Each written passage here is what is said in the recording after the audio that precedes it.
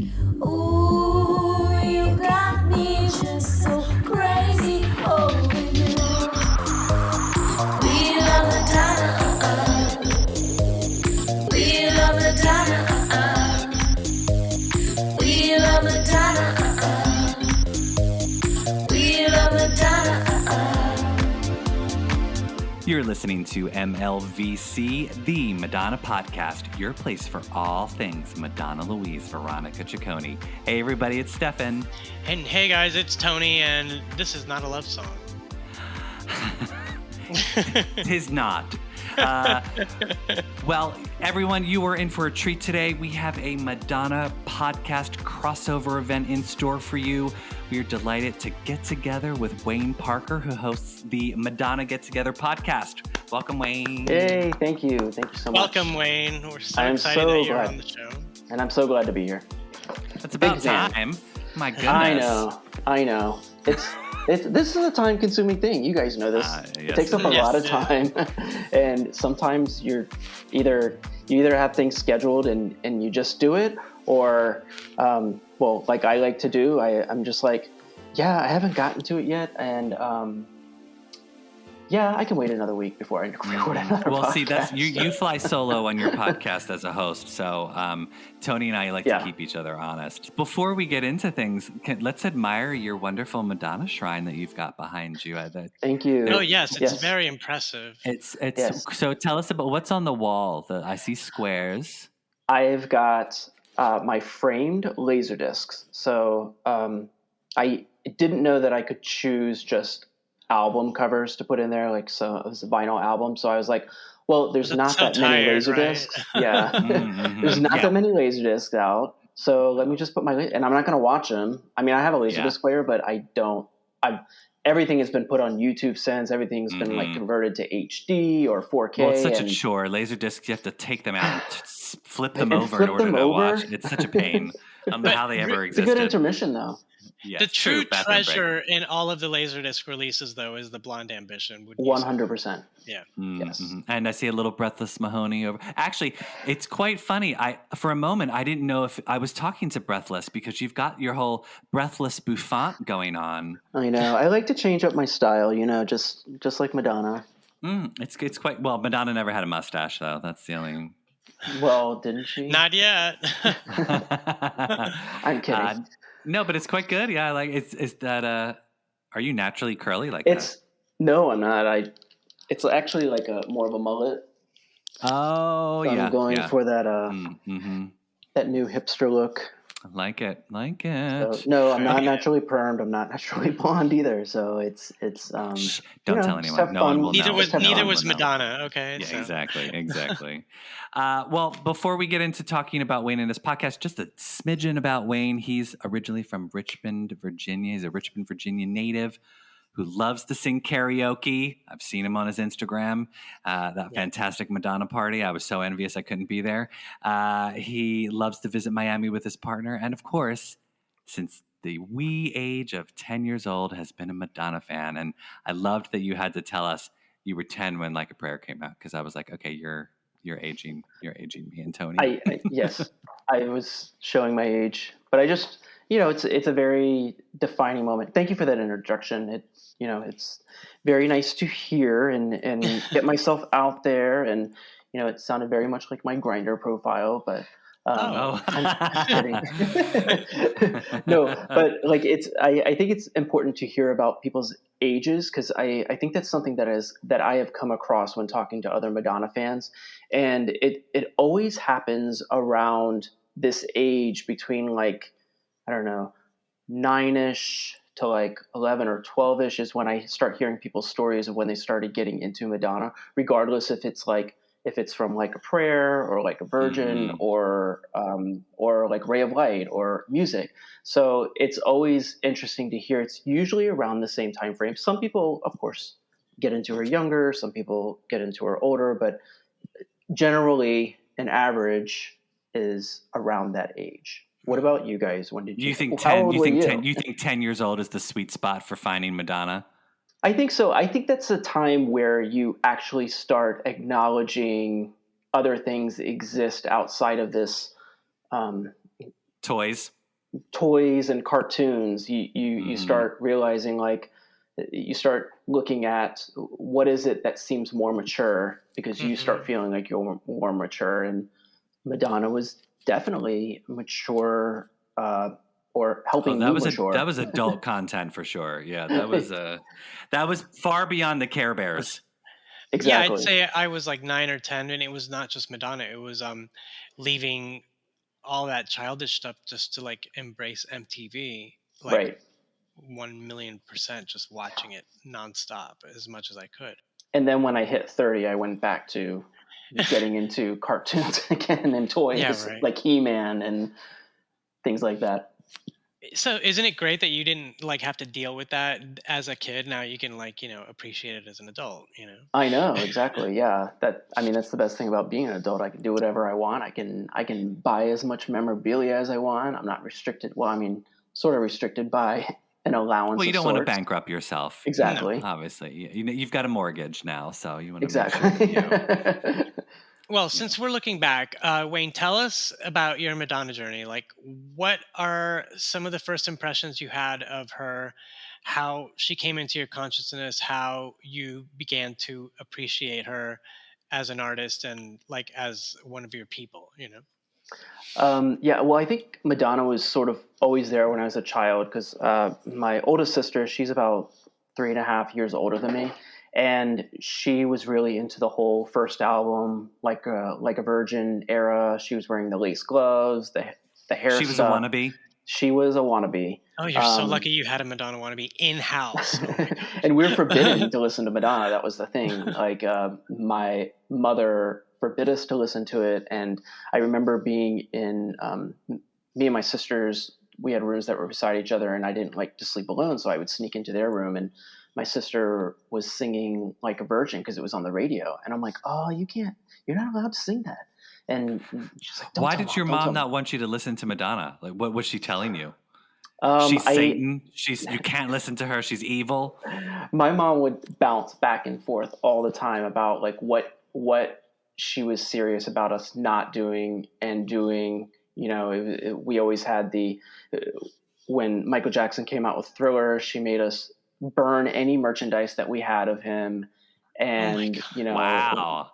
She became like, she would That's be like hardcore. religious one day, and then like now she's all into like tarot reading and crystals, and she's very open and accepting. She's been enlightened. Mm-hmm. She saw the ray of light. She has their own separate journeys, and she was on hers, but it never stopped us. That was the thing. My cousin, who always used to come visit us every summer, she was really big into the whole like True Blue, Who's That Girl era. So like Madonna was always in my consciousness, regardless if I wanted to see it or not. Because at those times people only had like one TV, so we only watched what the oldest demanded that we all watch. So it was either MTV, watching Madonna music videos, or watching a Madonna movie.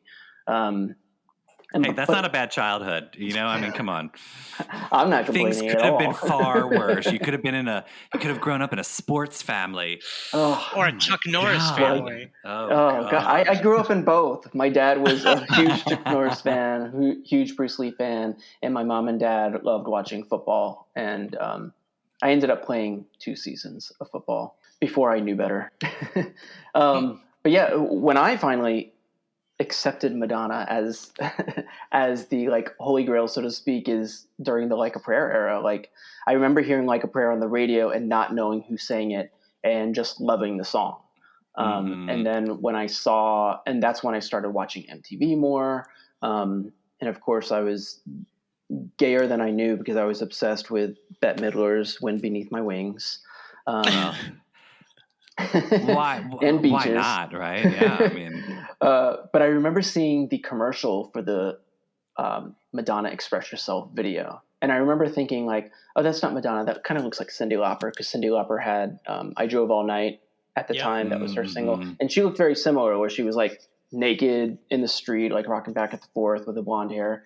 And but I just remember seeing that commercial on MTV and saying, "I have to record this video." So our family was out. We were in walking distance to a park where my sisters played softball, and I'm like, I have to wear a watch that day. I have to get home because I have to record this, because in those days you couldn't just event watch it on television. You had YouTube to later. be there. You had to be there. You couldn't DVR. Nope. So I had to be there, and I had to press record. So I had to make sure I had a tape ready to do everything. And I still have that very recording on VHS. And that video was like an enlightenment to me, because I saw the artistry, I heard the music, the vision. It was just like, yeah. Come on. That too. Hey, without the heart, there could be no understanding between the hand and the mind. Exactly. But yeah, that was the catalyst. So you became a Madonna fan. Have you been able to see her perform? Were you one of those people that got to go see her at Blonde Ambition? No, that's actually, I spend a whole episode talking about that. My mom wouldn't take me. By this time, she was kind of like, didn't really care that that anyone was listening to Madonna. She didn't like how Madonna performed, wearing just corsets and grabbing her crotch and things like that. But I remember talking to her and saying like, hey, she's playing in DC, and like I live in Richmond, and she's like, and I said it could be for my birthday present, because it happened in July and that's when my birthday is. And she was like, okay, well, I'll think about it. And you know what that means when parents say, I'll think about it. No. So the time comes and then nothing comes of it. And I was just like devastated, because tickets at that time in like a nosebleed section was like $30. And she's like, well, I can't afford it. I can't afford it. Cut to Christmas of that same year. And in all of our stockings, we got New Kids on the Block tickets. No. To go see them. Oh, that was like salt in the wound. I was so ungrateful. Not the same. I was so ungrateful. I was like, what is I asked to go see Madonna, and I can't, and I'm not going to see this. And I just remember being so ungrateful and so mad at my mom for that. And I kind of still give her a hard time about it, but it's of course water under the bridge now, but yeah. You have seen Madonna though. Yes. My first time seeing Madonna was for Drowned World Tour in DC. Good show to see. Yeah. Yes. And so I saw it twice. I saw her both nights that she was in DC. And it was my first time seeing her. I was so excited. It was the most incredible show. Of course, that was before I knew she made fans wait like 3 hours to see a show. I don't think she came on till like 10 o'clock, 10:30. And that's actually generous for Madonna. But she also requested there be no air conditioning on. So we're waiting 3 hours, sweltering in like this heat of the arena. Highly demanding technical elements. I'm sorry. I know. I forgave her.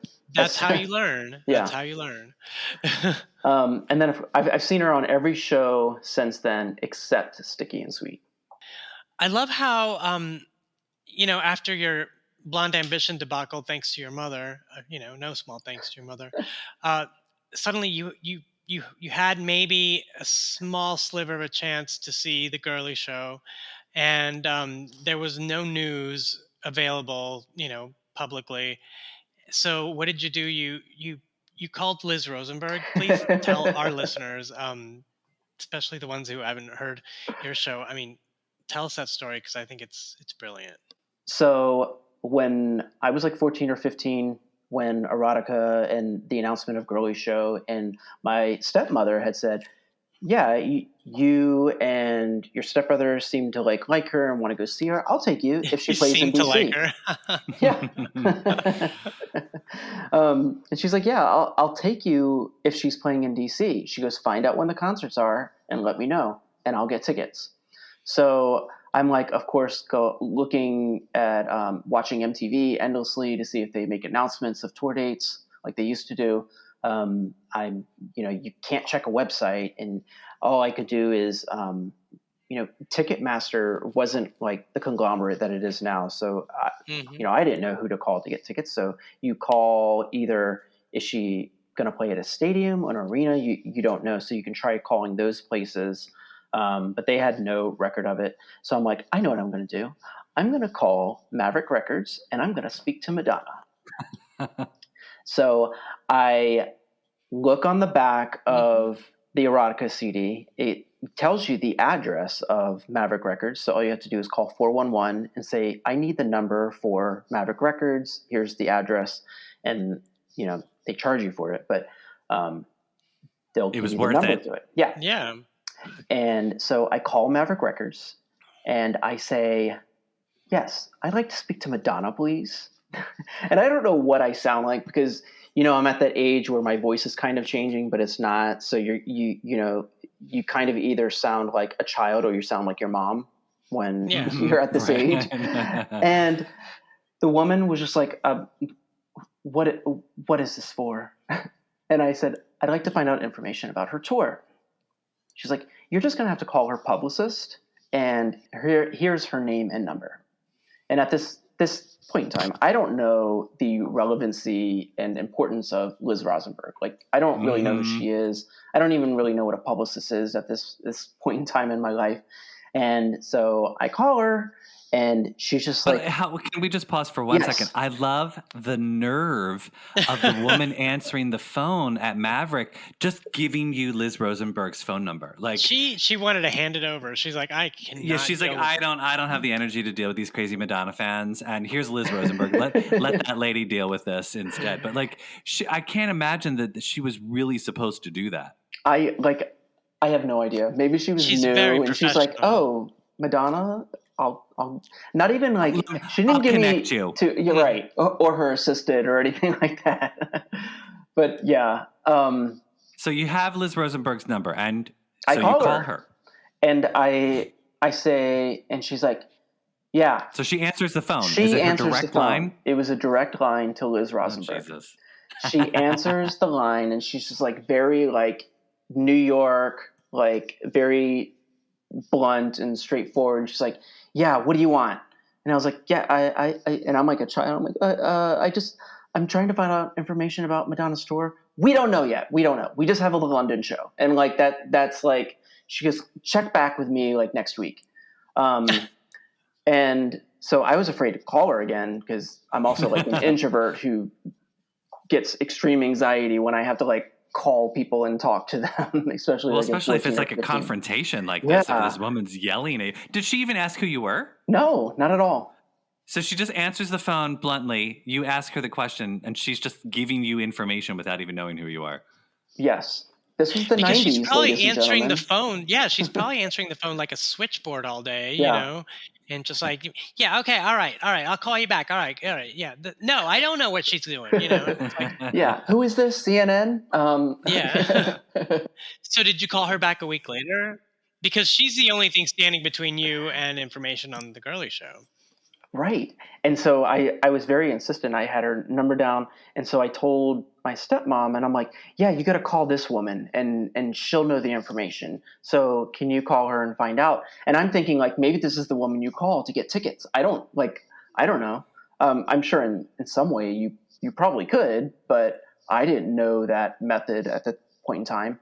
But yeah. And so my stepmom calls her like a week later. And I think that's when we got the news, like, yeah, DC's not on the list, and we don't know what the closest place is going to be. And, of course, it only ended up being the 3 locations in the U.S. So wait, so Liz gave you more information? Like she spoke to your mom, and she was... Yeah, she spoke to my stepmom, and I asked her, I was like, well, what'd she say? And she's like, yeah, DC's not going to be on the list. So wow, things have changed so much since those days. Where like now you can't get information no matter how hard you try. I mean, we've tried contacting Madonna's people multiple times, and they won't even return an email. I know, and look at him. I mean, like Liz Rosenberg was basically a family friend at this point. Yeah, it was like I'm still baffled by it when I think back on it. But I never forgot that name because that name had come up multiple times throughout, like me being a fan. I'm like, oh, I talked to her. That's crazy. I mean, that's basically part of your Madonna journey. So when you did after all this, and then you see the Girly Show, and so then how did your opinion of Madonna change? Because then it's suddenly a more grown up point of view, and you really can't stay a younger more childlike Madonna fan without having gone through that, right? No, I think, erotica was a very important, part of her career. And I think with me going through that era as someone who is going through puberty and growing and realizing, that you're gay or that you're actually kind of into this like sexualized stuff. Like, I'm into sleaze music, Mom. the amount of times pause was worn out on my VCR from watching the erotica video, from watching the Express Yourself video, Justify My Love. Well, I never got to see that. And I think I saw that first when I was like 16 and it came out when I was like 13, 12 or 13. Yeah, because it was forbidden. It was forbidden. You had to be 18 to buy it because it had the parental advisory sticker on the cassette. You were wrapping it in a newspaper to bring it into your house at 16. Well, my sister, I think my Mom, sister. it's the Bible. It's the Bible. It's research for a school project. But I think that my opinion didn't really change. I think my opinion just evolved with her. Like my fandom evolved from the Like a Prayer, through the whole like Blonde Ambition, through erotica, just seeing how things play out. And she always had these moments where she made people like her again before she'd go off and do this wild and crazy thing that everyone thought. So, like she had just done Justify My Love, but then the next summer she's doing A League of Their Own is out in theaters and everyone goes to go see it. And they're kind of like, oh, Madonna's look at her. So bad. She's in a paisley dress in a field with the wind blowing. This used to be my playground. It's so cute. And there was a key moment in the game. And that's what exactly. And then what if, suddenly. She knew how to soften things after, like her team must have been like, Madonna, you went a little too far. Let's soften it up a little bit. Yeah. And very smart. It's a very smart business. I think she's a very smart businesswoman. And that kind of goes into the reason why I didn't see Sticky and Sweet and I wasn't into Hard Candy as much as why not? Not enough business for you? No, I think it was too much business. And I know. Dollar. I think that there's times where she makes decisions that are artistic, but she knows that there's an opportunity there. So Hard Candy is one of those for me, where I think she saw an opportunity to try to be more mainstream and reach a younger audience, which she did, which I think has brought up a new generation of fans too. Like I think that was a pivotal moment in her career to do that. And I think those are where I get into those. Do I still follow along? Am I still kind of on this Madonna journey? And I'm like, okay, I can overlook that. And I just move past it. And then it's kind of like a dip in the spectrum there. Yeah. Like I'm going to sit this one out. I'll see you next time. Yeah. Well, so you're, as a Madonna fan, you do have a Madonna journey, but your Madonna journey led you to deciding to host a Madonna podcast. Tell us, because Tony and I know this all too well, tell us what it was like for you and why you decided to get started doing a Madonna podcast. What was it about Madonna that led you to podcasting? That is a very good question. I before I decided to start, I had never really listened to a podcast. My partner, Oz, he would listen to The Feast of Fun and RuPaul's podcast, and I'd hear him in the background, but I was never really into it. And I think it was like through one of the Madonna fan boards or fan groups on Facebook. And then I saw the ad for the Inside the Groove for the Vogue episode. And I was like, well, let me go check this out. Let me go see what it's going to say. And it blew me away. There was so much in there that I knew that he mentioned, that it was kind of like, it's great to hear another Madonna fan acknowledge that they heard certain elements from other songs. And I never really had that growing up. I never really had another Madonna fan that I could connect with. And I had never been able to just geek out and just talk about Madonna. And then I was we all need that in our lives, by the way. 100%. If you don't have that in your life, thankfully There's podcasts Right. like ours. And Created out of necessity, damn it. and it honestly is. It Yeah. is needed. It is needed in our community, in our Madonna fan community. But when I heard him say that, and based on what I was hearing when I hear my partner listening to podcasts, I'm like, maybe I could do something like this. I know a lot of knowledge, and what else could I'm not sure what I'd be able to offer, but I'm sure I could talk about different things like tours, costumes, albums, whatnot. And so as I'm kind of stewing on this idea, I start researching. I was like, well, I should probably see if there's other Madonna podcasts out there. And lo and behold, there was quite a plethora of them. And I mean, if you include Inside the Groove, I think I counted 4 at the time. It wasn't always like that. I know, yeah. But I came into the Immaculate podcast with Steven, and all I want to do is talk about Madonna and you guys. And the thing that stood out about you guys I saw is like, check out our interview with Donna DeLore. And I'm like, what? Donna DeLore? I got to listen to that one. And I think I started with Donna DeLore and Nikki, and then went backwards and started you guys. That's a great place to start. That's 100% the best place to start. And so as I'm listening, and I'm like, well, I got to listen. I got to hear what they're doing. Are they, is what I'm thinking going to be the same exact thing, or is it going to be different, or how is it going to be? And I start listening to you guys. I start listening to all 3 of them at the same time, and then also Inside the Groove. And I'm like, I'm not doing this. Like, they are, someone's got it. Someone's holding down the fort. I don't need to do this. But more I thought about it, like it never left my mind. And then one drunken night, I'm sitting in the back of an Uber, and I'm like, I'm going to message Steven from the Immaculate podcast. And I send him this long-winded 10-page Evita style letter about like, I want to do this, and here are the things I want to say, and here's what, and he was so nice in his response, because I'm sending this while I'm drunk. I remember sending it and saying some things, but I don't remember exactly what I said. And right, you don't remember quite the level of coherency you were at when you were actually writing this. But luckily, it was documented, and he was really sweet, and he's like, well, yeah, if you're really serious about this, I can definitely share some information with you. Give me your email, and I'll do it. And I'm like, okay.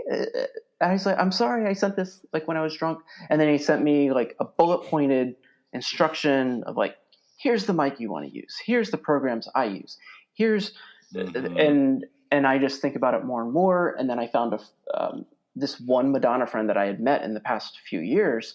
And I was like, would you want to do the show with me? And he's like, no, I don't want to do that. And I was like, okay, well, at least can you come on for like the first few episodes? We'll sit in a room, we'll just record for like 4 hours, and I'll split them up into episodes. He's like, fine, I'll do that. Yeah, it's a time commitment. That's the thing. Yeah. It's a lot of people, to get a partner in crime to do it every week or every 2 weeks or something. It's and you guys, I have to beg Tony all the time to keep doing it with me. No, I mean, yeah, sometimes you get jitters like an hour before you record, but otherwise it's so much fun, and you want it to keep going. Yeah, and I know that you guys probably experienced this, but if I don't have a guest for my show, then I have to think about, okay, well, am I doing this one alone now? And which I prefer not to do, because the reason why it never left my head and I wanted to continue to do this podcast, and the reason why I still continue to do it, is that whole connection with another Madonna fan. It's like, hey, let's talk about this album and talk about everything I thought about when I first heard it, and you talk about everything that you thought about when you first heard it. And, of course, I try to make sure I insert some facts, some background context. Not everyone knows everything surrounding some albums. Funnily enough, one of my friends was listening to one of my earlier podcasts, but I happened to mention the Sex Book Party, but I just called it a sex party. And he heard that and he had no idea. He's like, Madonna had a sex party? What? Was there like orgies and stuff that happened there? And then I told him to just go watch the girly show and he'd find out. But I think that's just it for me, is being able to connect with another Madonna fan. And something that Stephen had said from the Immaculate Podcast a while back when we were talking. He's like, you realize how small the world really is because there's so many Madonna fans around the world. But when you start talking to them and connecting with them, you have this kind of Madonna language. It's its own speak, right? Like I could mention some random quote, you're going to get it, right? So having that connection with another Madonna fan is why I do it and why I continue to do it, because I just love talking to other Madonna fans and making new friends. Yeah, that's definitely a bonus. I didn't realize it until halfway through. I was like, wow, all these amazing people from all over the world that I wouldn't know ordinarily, just in my regular life. And, now we have this like ongoing dialogue, and it's about Madonna, and it's never boring. It's always something different, and it just continues to keep going.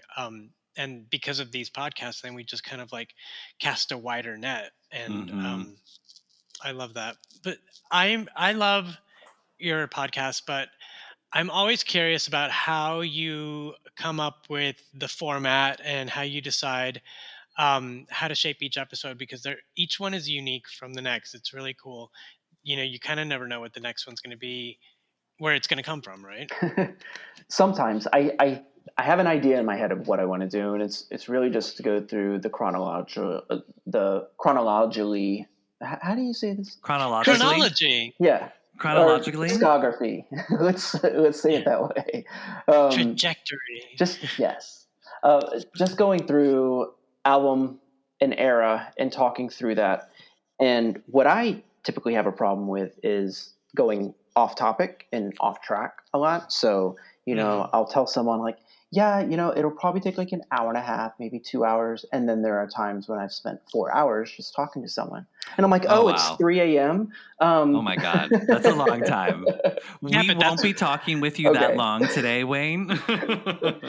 No, but I mean, when you listen to a show, you realize that they go on these tangents and you get some really well-formed thoughts that like kind of have you rethinking how you thought about certain things, at least for me. Absolutely. Mm-hmm. Part of the problem I have with Madonna podcasts, any of the Madonna podcasts that are out there, is, including our own, is whenever I'm listening to them, the moment somebody starts talking about a certain thing, like Wayne, I was in advance of this, I was listening to the one episode where you talked about Deeper and Deeper, and you're talking about one of the Deeper and Deeper remixes. And I was like, oh my God, that's right. I love that remix. And I had to stop the podcast and go listen to the remix because I was like, I need to hear that right now.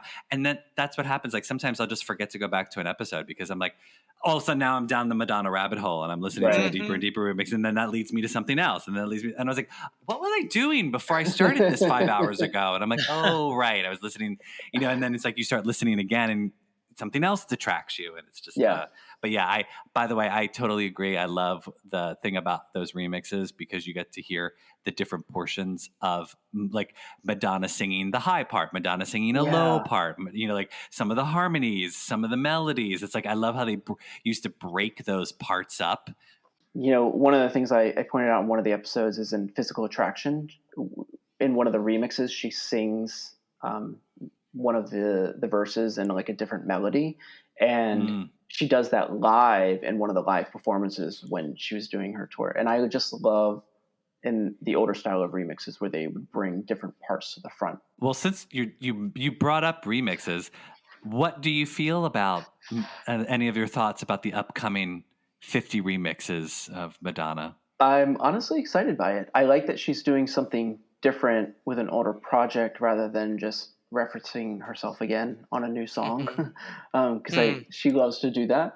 But it's cool to hear, and I don't know if she's teasing us with clips of some of the remixes. I think there was one out there for Express Yourself, but then someone stated, oh no, this is a fan remix that someone did. Here's the link to it on SoundCloud. And I'm like, oh, well, it was actually a pretty decent remix. So is she redoing them? Is she going to these fans and then having their tracks lifted so it could be like on her new album? I doubt it, because then she'd have to pay them. Well, I mean, she's got money. And she doesn't like to spend it. Except when she's celebrating her daughter's birthday, going I was going to say on roller coasters, and the twins need kickboxing lessons. She ain't going to be paying for the remixes. But yeah, I'm curious to see what she does with the remix project too. It'll be fun to sort of see if she resurrects some of those like ancient remixes, like the deeper and deeper remix, and or like what she does with the remixes. It'll just be fun to hear. Are you hoping or thinking that she's just going to pull a bunch of remixes that have already been done, or yes, yeah? Okay. I don't think we're gonna get new remix. Maybe we might get like Tony and I have talked about it. We might get tweaks of remixes where like how they redid Immaculate Collection, where it was like sort of newish but not. But I can't imagine that they're commissioning brand new remixes for some of the old songs. I would love if they did. She re-recorded Frozen, right, with Sway Lee?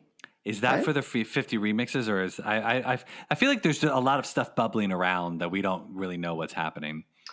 Right, because next year is one of the anniversaries for Ray of Light, so maybe she's preparing it for that, or I don't know. Maybe there'll be a Tory Lanez duet on the. Oh yeah, collaboration and tour. Yeah. I'd actually like that. I mean, why not?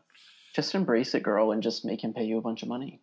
So. Exactly. As a Madonna podcaster, you must have experiences with fellow Madonna fans. Tony and I have had our fair share of highs and lows over the past 4 years. What's your experience as a Madonna podcaster with fellow Madonna fans? To be honest, I will say it's mostly been positive. I have not experienced anyone and I encourage anyone that, doesn't, I mean, they don't have to agree with my opinion of it, but if I gave a wrong fact or something like that, I mean, go ahead and DM me, correct me. I'll post an update when I make my next episode. I don't mind that, but I honestly mostly have just gotten love. Like, people will send me long messages. Oh my gosh, thank you. I was just on a long train ride and I was listening to your podcast and helped it not suck so bad. And like, I'm thinking, my podcast did that? Like, it's very like, humbling, to say the least, to hear people talk that they actually like your podcast and hearing you talk. Because when I listen back, I hate how I sound. I hate that I mess things up, and I hate the editing process because I'll spend like 4 hours editing a half hour just because I'm trying to take out like ums and ahs. And that has actually exacerbated after I got a review on Apple Podcasts that I use too many ums and ahs. And never read the reviews on Apple Podcasts. Those trolls are terrible. Yeah, well, I mean, that's the only time I experienced like the hate or the low was someone leaving a 1-star podcast, 1-star review on Apple Podcast and saying how I use too many ums and ahs. But or saying like, the other podcasts do it better, and I'm like, yeah, you're right, but this is what I got. I'm just doing this out of a spare bedroom of my house. I'm not making any advertising dollars or anything like that. Right. So, we're not Carrie Bradshaw and just like that. Someone isn't producing us in a wonderful studio. It's. Speaking of, I'm looking at one of its stars right now. Oh yeah, I was like, what are you talking about? Yes. Oh yeah. I was first thing I thought of was Che Diaz on the wall. She's right behind you. They're behind you. Yeah, that's. Oh my God. Yeah, I forget all the time that I was on the show. No, when I saw that, I was like, wait a minute, I got to go back and rewatch that and like pause it and get to that. Blink scene. And you'll miss it. No, that's actually cool though. That's one of the great things about that show is like watching. It's like Where's Waldo stuff in addition, Yeah.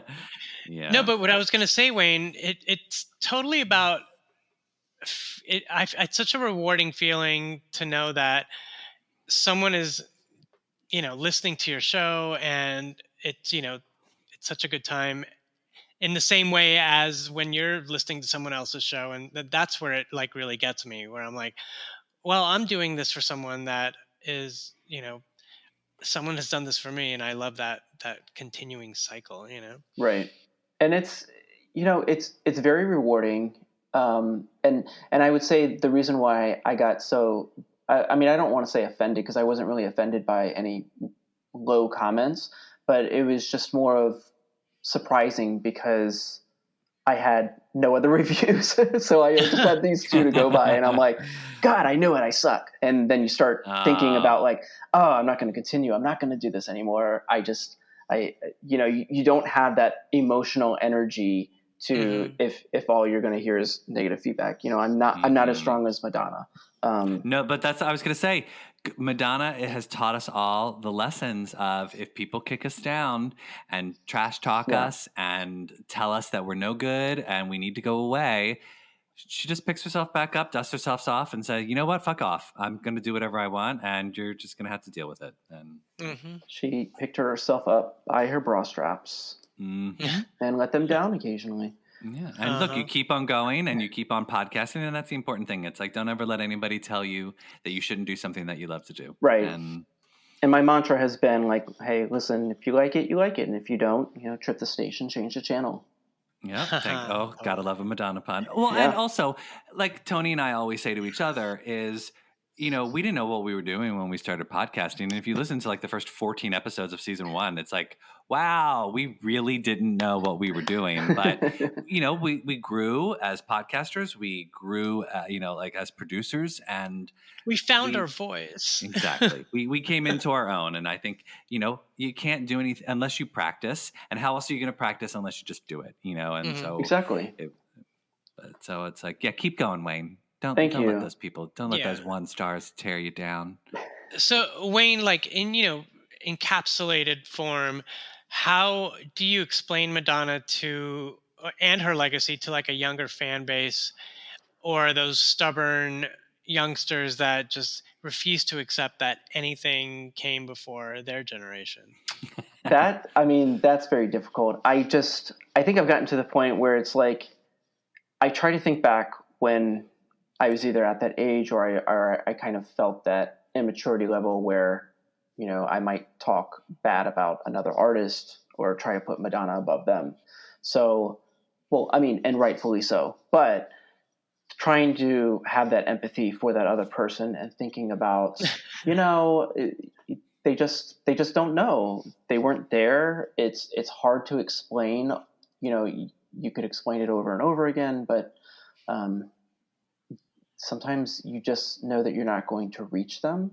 So I don't bother trying because that's a good way to put it. Yeah. I have some friends that are like that. My friend that had started listening to the show, he couldn't stand Madonna. Anytime I mentioned her, anytime they start playing her at the club, he would walk off the dance floor. And, those are valid voices too, though. We need to know where they're coming from. And keeps us grounded. Yeah. But I think as he started supporting me and doing this podcast, he's learned a lot and he's kind of come around. He was at the party, the Madonna party. Can we talk about your Madonna party for just a second? Yeah. So I got to, this was the Madonna party. I was like, oh my God, I'm so jealous I'm not at this party. So tell us about the party real quick. What was it in honor of? It was called 'Twas the Night of 1,000 Madonnas. And it was a Madonna Christmas party. It was just a Madonna-themed Christmas party. So I didn't see the need to I just didn't want to have people come over and just do a Christmas party. Celebrate Christmas again. Celebrate the birth of Christ. How boring. how Christmas again? I know. And again? Like a few years ago, our friends Molly and Kelly, they had a Lady Gaga Christmas party, and they called it Wigmas. And you had to dress up as a Lady Gaga character. And I did the American Horror Story Roanoke Lady Gaga. Ooh, the tree lady? Yeah. I looked ridiculous. Better than the meat dress Lady Gaga. Yeah. And I just thought it was like the best time. And we did Lady Gaga karaoke and, Lady Gaga music was just playing and it alternated between Christmas music and Lady Gaga. And I was like, I want to do this for Madonna. And, cut to 3 years later, and I was like, let's have a Madonna party. At this point in time, I think COVID cases weren't on the rise again, and I don't think Omicron happened yet. And I was like, okay, I'll invite the people that that are in my close friend circle, and everyone's good sports. Even the people that I invited that I knew weren't like huge Madonna fans and don't really like her, dressed up to the nines in Madonna costumes, and it was like the best thing. With enough champagne rosé, you can get into singing a Madonna song. You right? can get into the groove. It must be the Tanqueray. They're about to go astray. I mean, anything, just get them on board. But yeah, it did. It looked fantastic because you were posting a bunch of Instagram stories, and I was looking at this. I'm like, I'm having a boring night in the suburbs. Where is this party? I need to get there immediately. If I knew any other like Madonna fans that lived in the area, they would 100% be invited. Well, or if you want to take a train ride down to Virginia. One day soon, we'll have a national Madonna Get Together somewhere, somehow. I'm telling you, Madonna Con. We need to bring it back. Yes. Did you guys go to the Maddie Fest like in the 90s? No. I mean, that's the stuff of lore, No.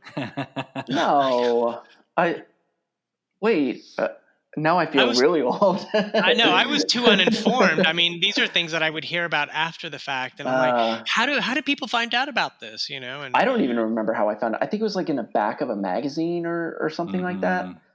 It actually may have been in the back of an Icon magazine where it was advertising it. Yeah, I could see it. Or the back of like Honcho or something. Yeah. And you literally had to write a letter to somebody that would then send you information because the internet wasn't like as big. Yes. Yeah. And I went to one in Michigan, and then I think it was maybe 2 years later I went to the one in New York. And that's when I saw Donna DeLore perform by herself for the first time. Nice. Promoting her Bliss album. The first cover, not the second cover. Right. Well, Stefan, I think it's time for my favorite part of the podcast. Oh, you know what it is. Wayne, as a listener of our podcast, you know that everyone gets their own little lightning round. Yay. So this is just wherever you're at in your Madonna journey right now. It does not have to be where you're going to be in a week or where you were last week. Don't put too much pressure on yourself. Yeah, it's just quick off the top of your head. Wherever you're at tonight, favorite Madonna song? Vogue. Favorite Madonna music video? Express Yourself. No, Rain. No. Ooh. Oh, hold on. Bad. No. Stop it. Express Yourself. Express Yourself. Okay. Favorite Madonna tour? Blonde Ambition.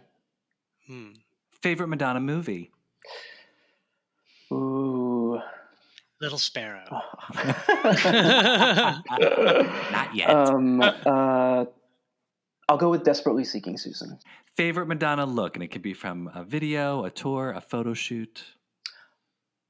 One look that I don't think gets enough credit is, so how the Express Yourself hair with the blonde bob, and she's wearing like a leather coat and the jean cutoffs, and she was walking around the city. There's a period of time, and I've tried to track this hair chronological timeline, but I can't. But there was a point in time where she looked like that, but she also had brown hair. So she had brown hair in the bob, similar to the Express Yourself video, and she's wearing that black leather coat in those cutoff jeans. Interesting. And I just kind of like seeing that transition because it was so weird with Like a Prayer, where most of her videos she had blonde hair, but on the single covers it was she had brown hair for pretty much all of them. So it was like I was really obsessed with her hair going from brown to blonde to brown, like throughout this 89, 90 journey. No, I remember that. That was around the time, I think it was around the time that she did the Truth or Dare premieres, and her hair started to change in colors. Yep. And yeah, it was very brief, but I wish she'd stuck with it. But, we get what we can from brown hair Madonna. Wayne, thank you so much for joining us. This has been a long time coming. I always love a crossover, and I love being able to share listeners, and I hope that you guys take the time to listen to Wayne's podcast, which is just the best. So why don't you tell us and everyone else where we can find you on social, and you can give us all the fake Instagram accounts too. You can find me on Instagram at Madonna Get Together, or if you're interested in seeing my personal pictures, W Parker Music. And you can find my podcast on all listening platforms, but it's hosted on Podbean. Yes, and remember, you can find us on Twitter and Instagram at MLVC Podcast. You can donate to the podcast to help keep us going. We're on Venmo at MLVC Podcast, or you can also subscribe, become a patron at patron.podbean.com/MLVC Podcast. Also, don't forget to check out our YouTube channel because we will have lots of fun content there. The after show, don't want to miss it. But yeah, Wayne, thanks so much for coming on the show. This was Thank great. you. And I'm going to have you guys on. Oh, I can't wait. Seriously. We're going to set that up return crossover. Yeah. I would love it if you return the favor. I can't wait. I love being a guest, and to hear myself on That's the show Tony's favorite thing in the world is to be another guest on a podcast. I do. I love he it. moonlights all the time. All the time. But yeah, and once again, thanks, Wayne, and thanks to you guys, the listeners. We love hearing from you guys. We love hearing from you guys on the live show, and yeah, we look forward to some more. Talk to you guys soon. See you soon, guys. Bye. This is my best friend, Liz Rosenberg.